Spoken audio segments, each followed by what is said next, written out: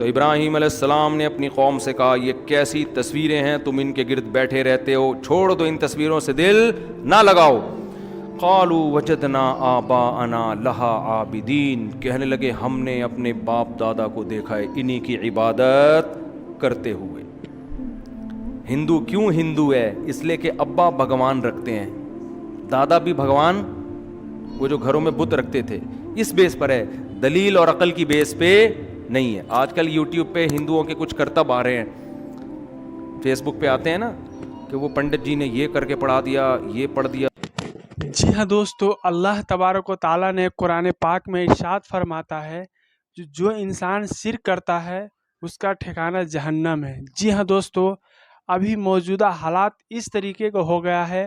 اللہ کے رسول محمد صلی اللہ تعالیٰ علیہ وسلم نے فرمایا ہے، حدیث قدسی ہے، اللہ کے رسول فرماتا ہے جو ایک دور ایسا بھی آئے گا جو ایک انسان بارش برسا کے بھی دکھائے گا، تمہارے سامنے ایسا ایسا چیز وہ دکھائے گا جو تم کبھی سوچ بھی نہیں سکتے، اور انسان اس ٹائم اس کے لیے بہت ڈیفیکلٹ ٹائم ہوگا اور ان کو گمراہ ہونے کا چانسز زیادہ ہو جاتا ہے۔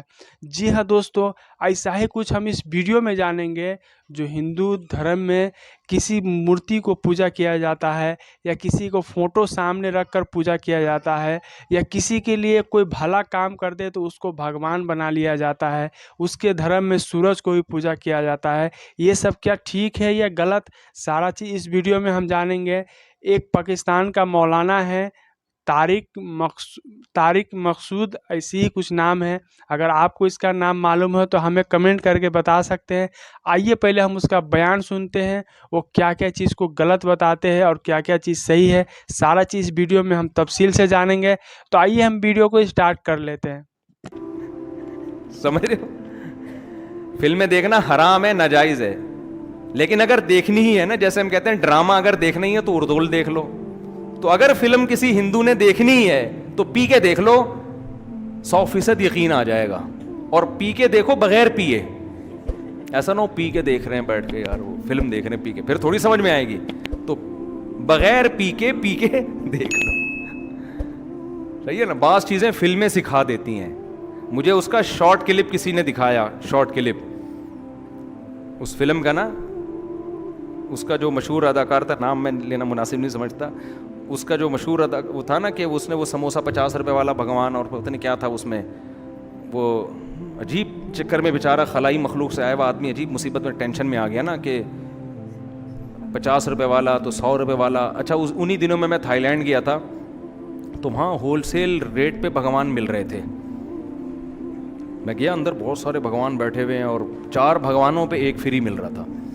تو خیر میں نے کہا یار یہ عجیب سی چیز ہے، ہندوؤں میں پڑھے لکھے لوگ بھی تو ہیں، تو بھائی تم کیوں اس چیز کو فالو کر رہے ہو، کیوں اپنے مذہبی رہنماؤں کو فالو کر رہے ہو؟ ہم تو مسلمانوں کو بھی کہتے ہیں، مسلمانوں میں بھی جو 2 نمبر قسم کے مذہبی رہنما ہیں جو اپنی دکانیں چلا رہے ہیں ان کو فالو مت کرو۔ اس میں ہم ہندو مسلمان کی بات نہیں کر رہے، ہم کہہ رہے ہیں ایسی شخصیت کو فالو مت کرو جو تمہیں سیدھے راستے سے ہٹا رہا ہے، ایسے لوگوں کو فالو مت کرو، چاہے وہ مسلمان میں ہو چاہے وہ ہندوؤں میں ہو۔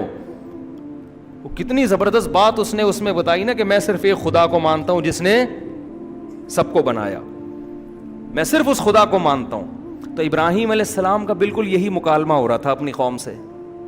وہ کیا کہہ رہے ہیں کہ یہ کیا تصویریں ہیں جن کے سامنے تم صبح و شام جھکے رہتے ہو؟ تو وہ قوم جواب میں کیا کہنے لگی، ہم اپنے باپ دادا کو ہم نے اسی پر پایا ہے۔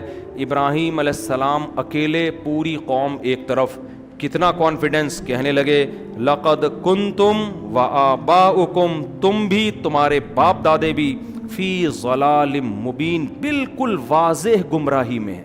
گمراہی ایک وہ ہوتی ہے جس جو کنفیوز کر دیتی ہے انسان کو، یار پتہ نہیں یہ ہے یا یہ ہے۔ جیسے ہمارے پٹے چل رہے ہوتے ہیں نا آپس میں، 8 رکعت تراویح ہیں کہ 20 رکعت تراویح، رفع الیدین کرنا ہے کہ نہیں کرنا ہے، اس میں انسان الجھ جاتا ہے۔ کچھ چیزیں ایسی ہوتی ہیں کہ بھائی اس میں کیا پڑا۔ ایک ہندو نے ہندوستان میں ایک عالم سے پوچھا کہ تم اسلام کی طرف ہمیں دعوت دیتے ہو، تمہارے اپنے اتنے پھڈے ہیں، تم پہلے یہ بتاؤ تم لوگ کا اہل حدیث سے پھڈا کیا ہے۔ وہ عالم تھے حنفی۔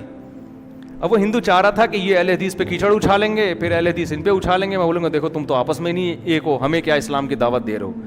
تو حنفی عالم تھے، میں نام بھی ان کا جانتا ہوں لیکن مناسب نہیں ہے بتانا۔ تو ان عالم سے ہندو نے پوچھا کہ یہ اہل حدیث اور دیوبندیوں کا آپس میں پھڈا کیا ہے؟ ہندو کہہ رہا ہے. انہوں نے کہا کوئی پھڈا نہیں ہے, وہ کہتے ہیں رکوع میں جاتے ہوئے ہاتھ اٹھا لو, ہم کہتے ہیں ہاتھ نہ اٹھاؤ. باقی ہم بھی خدا کے قائل ہیں, وہ بھی کہتے ہیں ان پتھروں میں کچھ نہیں رکھا. کیا خاندانی جواب. کہہ رہے ہیں وہ چھوٹا سا ہے, وہ ہم جب رکوع میں جاتے ہیں تو ہم کہتے ہیں بغیر ہاتھ اٹھائے, وہ کہتے ہیں ہاتھ اٹھا لو. یہ ہلکا پھلکا لائٹ سا اختلاف چل رہا ہے بھی ایسا ہی حقیقت میں. بڑھانا چاہو تو آپ اس کو کفر ایمان کا مسئلہ بنا لو, ہلکا کرنا چاہو تو کچھ بھی نہیں ہے. اور کہا باقی ایک چیز ہم میں کامن ہے, ہم بھی کہتے ہیں خدا صرف ایک ہے, اور وہ بھی کہتے ہیں یہ اتنے جو پتھر بنا کے رکھے ہوئے ہیں نا, ان میں کچھ بھی نہیں رکھا. تو یہ ہے بڑی گمراہی سے تو بھائی ہم بھی بچے ہوئے ہیں, اہل حدیث بھی بچے ہوئے ہیں.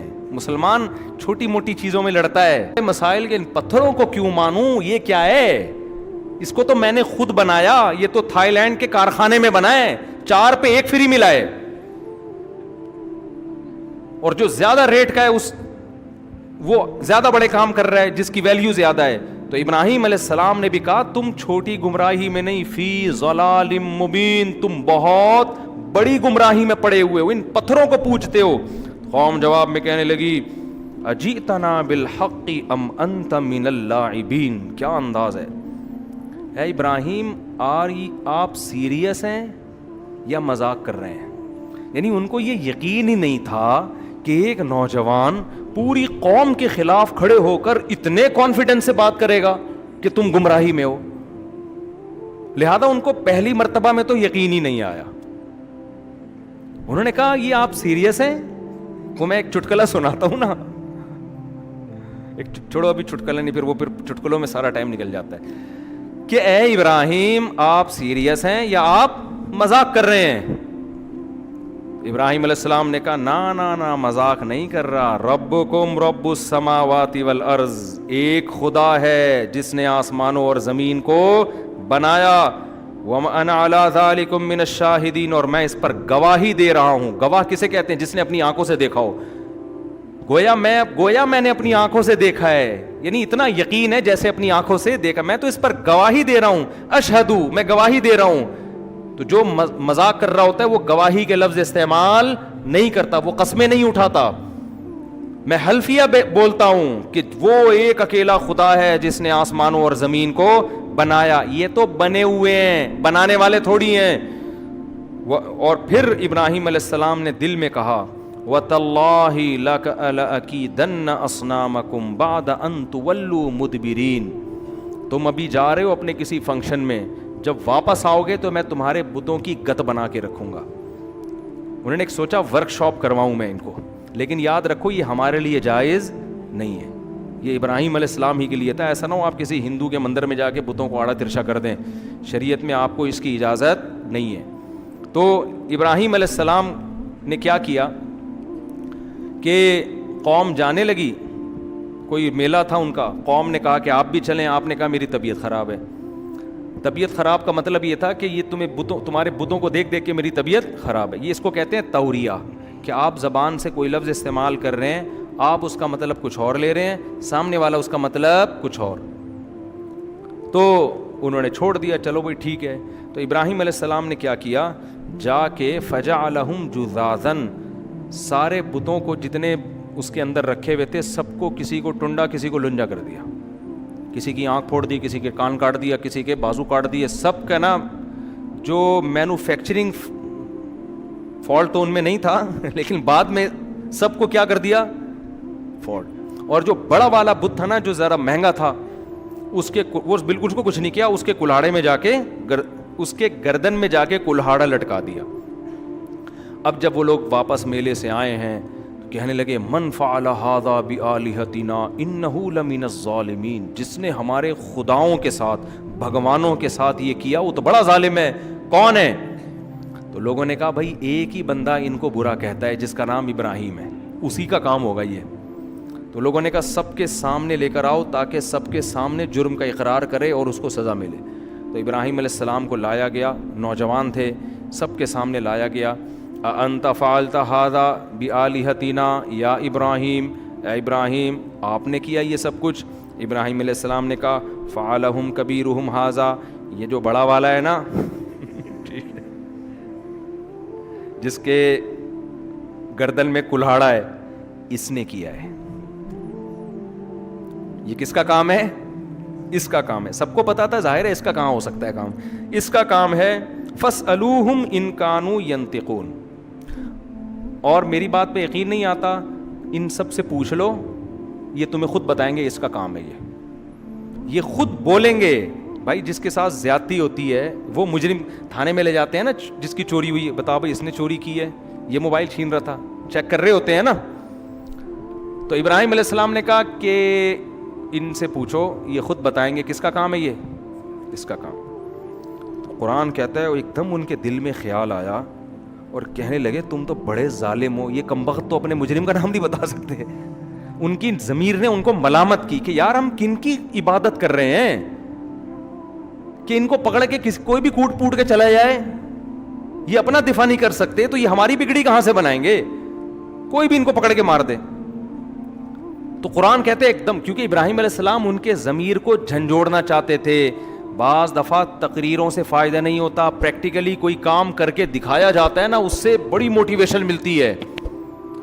تو کہنے لگے، شروع میں تو بولنے لگے کہ تم بڑے ظالم ہو دل میں نا، لیکن اپنے اس ضمیر کے خیال کو پھر جھٹکا انہوں نے کہ نکالو یار، یہ اتنے اچھے اچھے خیال آ کیوں رہے ہیں ہمیں. وہی ہے نا باپ دادا خاندانی پرمپرا. تو انہوں نے اپنے خیال کو کیا کیا، جھٹکا، اور پھر کہنے لگے لقد علمت ما هؤلاء ينطقون. اے ابراہیم تجھے پتہ ہے یہ بول نہیں سکتے. یہ جب سے بنے ہیں ان کے اندر کچھ فالٹ تو ابھی پیدا ہوئے ہیں، لیکن ایک مینوفیکچرنگ فالٹ ہے. وہ یہ کہ یہ بولنے کے قابل، یہ پیدائشی گونگے، پیدائشی بہرے ہیں. یہ تو میں اپنی طرف سے کہہ رہا ہوں، انہوں نے مینوفیکچرنگ وغیرہ نہیں کہا کہ یہ بول ہی نہیں سکتے. ابراہیم علیہ السلام نے کہا افتعبدون من دون اللہ ما لا ينفعکم شیئا ولا یضرکم. اب تبلیغ اثر کرے گی نا. کہنے لگے ایسوں کی عبادت کر رہے ہو جو نہ کوئی فائدہ پہنچا سکتے اور نہ نقصان، جو بول نہیں سکتے. اف لکم ولما تعبدون من دون اللہ. تم پر بھی افسوس اور ان بتوں پر بھی افسوس. افلا تعقلون. عقل سے کام کیوں نہیں لیتے؟ کیا ہو گیا تمہیں؟ اب جواب دیکھو، دلائل سے جب جواب نہیں ہوتا نا تو بدماشیاں اور دھمکیاں ہوتی ہیں.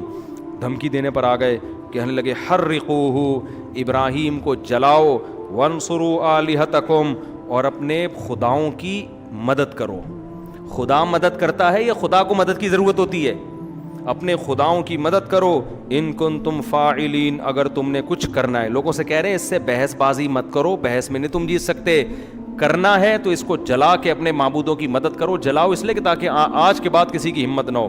قرآن کہتا ہے قلنا یا نار کونی بردن وسلاما علی ابراہیم.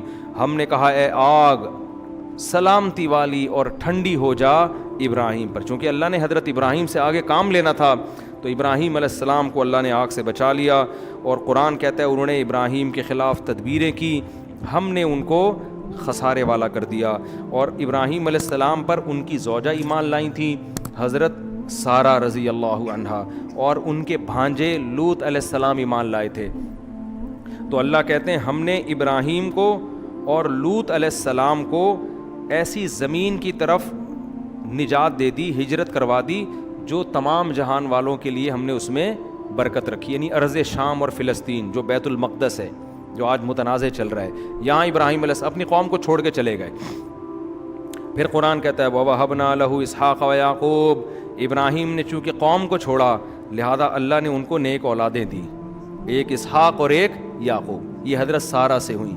اور پھر حضرت ہاجرہ جو آپ کی دوسری زوجہ تھیں، ان سے اولاد کیا ہوئی؟ حضرت اسماعیل علیہ السلام ہوئے. تو اللہ نے پھر آپ کی اولاد میں برکت دی. کیوں؟ اللہ کے لیے خاندان چھوڑا تو اللہ نے اپنا خاندان دے دیا. سمجھتے ہو کہ نہیں سمجھتے؟ اس لیے اگر کسی کا خاندان بہت بے دین ہے، وہ اس کو شریعت پہ چلنے نہیں دے رہا، الگ سے شادیاں شروع کر کے اپنا خاندان بنانا شروع کر دو اور ان کی اپنے حساب سے تربیت شروع کر دو. مجھ سے لوگ اکثر آ کے کہتے ہیں ہماری اماں ابا ہمیں 30-35 سال کے ہو گئے، ہمیں شادی نہیں کرنے دے رہے، تو کیا کرے، خاندان کٹ جائے گا. میں نے کہا خاندان تو آپ کا کیسے کٹ جائے گا؟ آپ شادی کرو، بچے ہو جائیں گے، آپ کا اپنا خاندان ہو جائے گا. اور اگر 4 کر کے بچے پیدا کرو گے تو آپ کا خاندان آپ کا ایک جز بن جائے گا. یعنی آپ کا اتنا بڑا خاندان ہوگا کہ آپ اس خاندان کا پارٹ نہیں ہوں گے, آپ کا خاندان آپ کے خاندان کے پارٹ ہوگا. دوستوں امید ہے جو آپ نے پوری ویڈیو ضرور دیکھے ہوں گے, اور آپ کو حضرت ابراہیم علیہ السلام کا بھی واقعہ آپ کو اگر معلوم نہیں تھا تو ہو گیا ہوگا, ہمیں یہ امید ہے. تو آپ کو یہ ویڈیو کیسی لگی ہمیں کمنٹ کر کے بتا سکتے ہیں. چینل پہ نئے ہیں تو پلیز سبسکرائب کر لیجیے گا. پھر ملیں گے ایک نیکسٹ ویڈیو کے ساتھ, جب تک کے لیے السلام علیکم.